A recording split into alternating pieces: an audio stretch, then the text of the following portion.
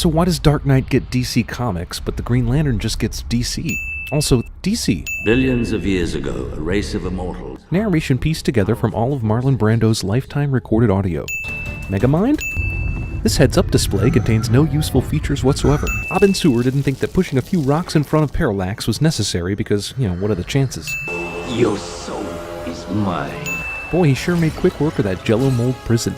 Also, 3 people's souls is all it takes to get free of willpower? Ghost Rider alien bad guy. Why does a Green Lantern that can fly through space on his own, the most powerful of all Green Lanterns, mind you, need a f***ing spaceship? F***ing sprint. Powerful mystical ring doesn't know there's a huge ball of fear approaching until the last moment. Geez, now he's getting in another spaceship. We definitely wouldn't respect Hal Jordan if he didn't wake up next to some naked babe. Now let's get these pants off and fly some plane. Man, Hal Jordan is such a devil-may-care rebel. He's like the Van Wilder of test pilots. On my way, Highball. On your way to where? You're already there, right? Well, this isn't like Iron Man at all. And you blew the contract at this company and half the state was to... Only in movies does an awesome invention get canned because some asshole decided to not only break the rules, but to do something no pilot would have done under any circumstance. You're fired. It's too late, You don't Carl. get off that easy. Dude, at least take the severance package. Why did Parallax let Abin Sur get away in this tiny ship? Was the Devourer of Worlds not fast enough to catch it? Or is it just that the plot demanded it? Nobody sees this flying green ball anywhere in the city. Bright sunny day becomes dark inky night in just a couple of seconds. Nobody saw this spaceship crash, and then it takes the military all damn day to get there. Hal touches the same alien body that Hector later touches, but doesn't get infected with the yellow fear goo. Great honor. Responsibility. And with great responsibility comes great power. Wait. We're gone. Gone now. Yeah, those helicopters are clearly close enough to spot you already, as well as just follow you or shoot you for witnessing proof of aliens. He said it was a great honor. Responsibility. And with great responsibility comes... Oh, damn it. This guy looks like the devil, and his name is based on the word sinister. This dude was destined to turn evil. His only words were, "It's Parallax." No, his final words were... I'm badly wounded. Heading to the nearest inhabited planet for the selection process. Tell the Guardians, it's Parallax. Carol doesn't notice the huge f***ing green ring on Hal's middle finger at any time. Not that he would have known what it meant, but Hal's ring fails to glow when these dickheads show up. I guess we're supposed to be happy that Hal just killed 3 guys. Wait, so every f***ing car in this dive bar alley parking area has an alarm system? Even the f***ing tow truck? Also, didn't Hal just get slammed into the green truck and nothing happened at all? No one from anywhere gives a about all the commotion happening in the parking lot. Astronauts must see people flying around in green energy clouds all the time. Of all the things to CG, a f***ing mask? I mean, how much money did you really save with this move? Since time immemorial, the Green Lantern Corps has served as the keepers of peace, order, and justice throughout the universe. Well, they let this movie get made, so where were you on that one, dickheads? And the greatest of responsibilities. And with great responsibility son of a bitch! Green is the color of will. How can green be the color of both will and envy? When Hal left the apartment, the lantern's on the table, but when he returns, it's gone. This girl on the end doesn't give a shit that somebody just got thrown to the front of the class by magic.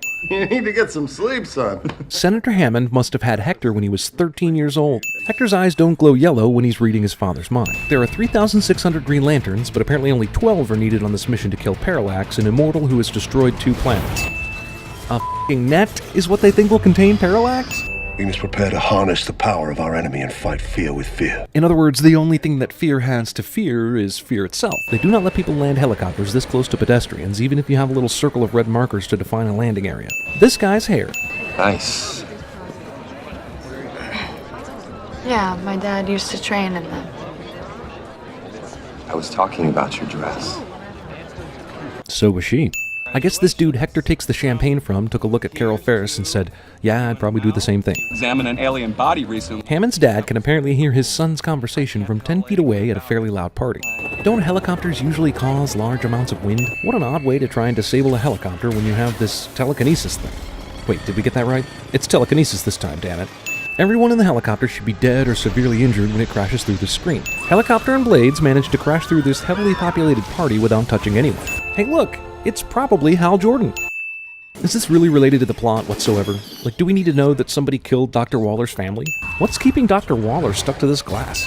The lantern is a threat. You just took out a whole squad of the toughest lanterns, but the brand new lantern from the young human species is a threat? What are we saying on Earth? We say, I'm only human. We say it because we know we're afraid. We do not say that because of fear. We say that because we've colossally f***ed something up. Nobody who looks to the skies for a living sees this f***ing huge monster approaching Earth.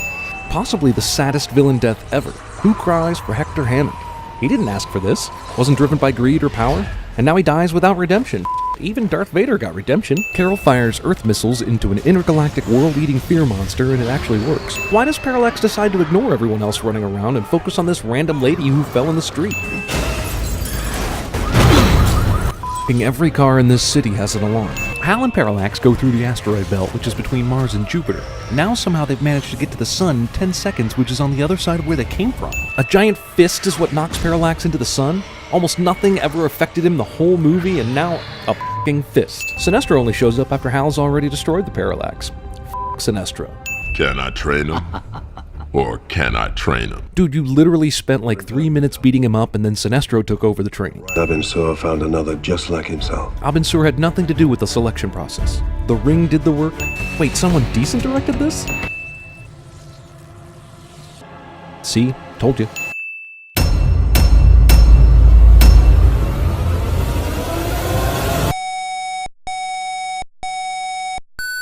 Coast City is the fictional city that Hal Jordan lives in the comics, so I want to give the production credit for attention to detail by having this license plate here say Coast City, except that I have to take points right back because cities don't have unique license plates. Well, except for Washington, D.C. Also, is Hal's license plate a Pennsylvania one from the 80s and 90s?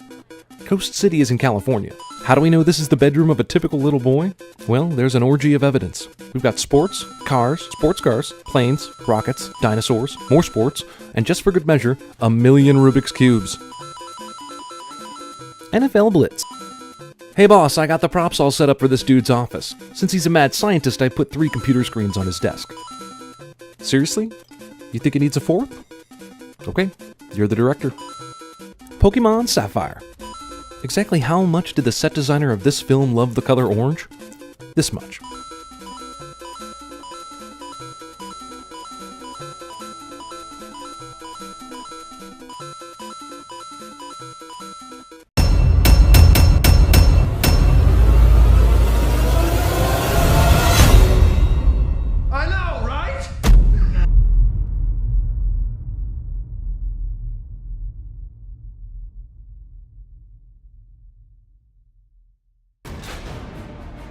Ah, there goes HBO.